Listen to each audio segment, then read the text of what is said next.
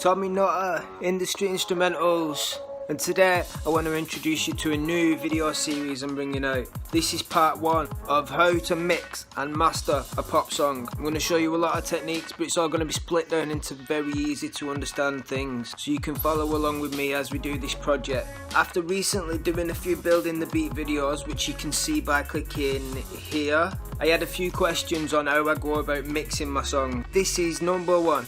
How to set up a mix. I'm going to take you through the steps to where you can set up your mixing environment with a nice efficient workflow. It's going to give you the results you want. This is going to be universal, so you can use it in any digital audio workstation. We're just going over the concepts of things in all this series.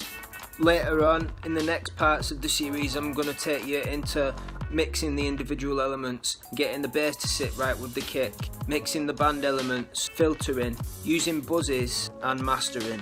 We're also going to go over how I check my mixes and what we're listening out for.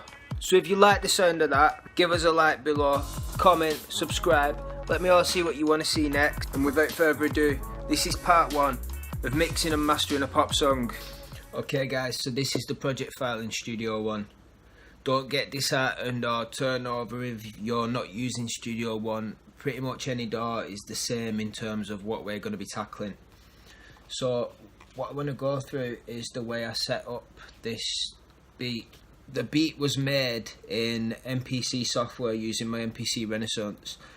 That means that when I exported the sounds, my finished song, I exported them as sequences. So this is on screen now, is all the sequences set up and arranged how I want them. So I want to show you what I've done so far.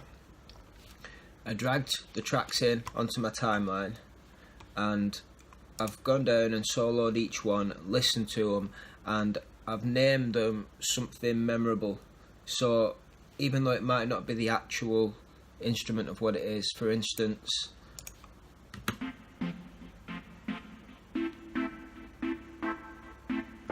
that to me sounds like a synth being played in a tube, so I've called it tube synth.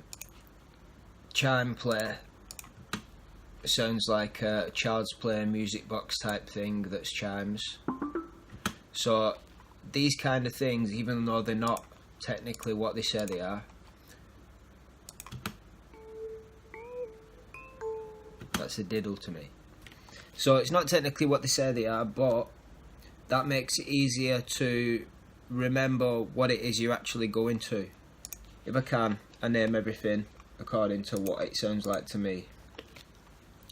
Right, so the next thing I've done after this, you can see that I've arranged it all by colour.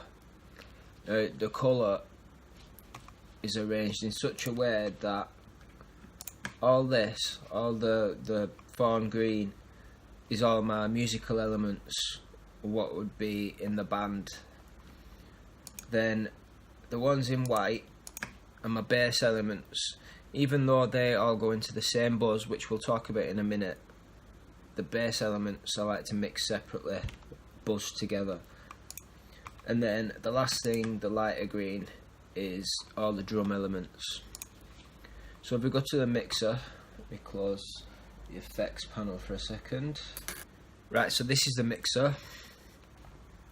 You can see along the bottom we've got each of the tracks corresponding to the tracks up the side. They're coloured in green for the band elements, white for the bass elements, another green for the drums, like I said before. But now at the top you can see where these are all assigned to. The lighter green ones, the band ones, all go into a band buzz. All the bass elements go into the sub band because they'll eventually be going into the band buzz. The drum has its own buzz, and the band and the drums both go into the mix buzz. The mix buzz then feeds into the main buzz, which in this case will be exported, rendered down and mastered. Another thing to mention on this one is I use a lot of the same effects a lot of the time, things that are just workhorse effects. Timeless by FabFilter is one that I use a lot for creating space and echoes. So I've set up an effects channel in my template, so this was already here. Same thing with an 8th delay, 4th note delay, H reverb set to a plate, and 8th tap as well, multi-tap.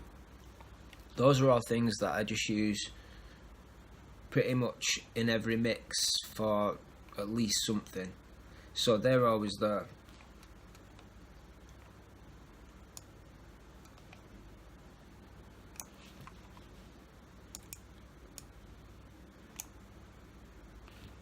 You can see if I bring up the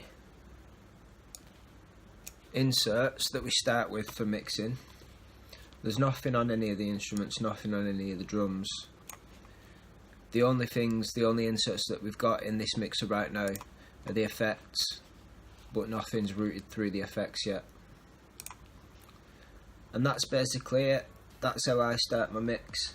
Everything's labelled, I know where everything is, everything's organised, and everything's patched through to the right buzz.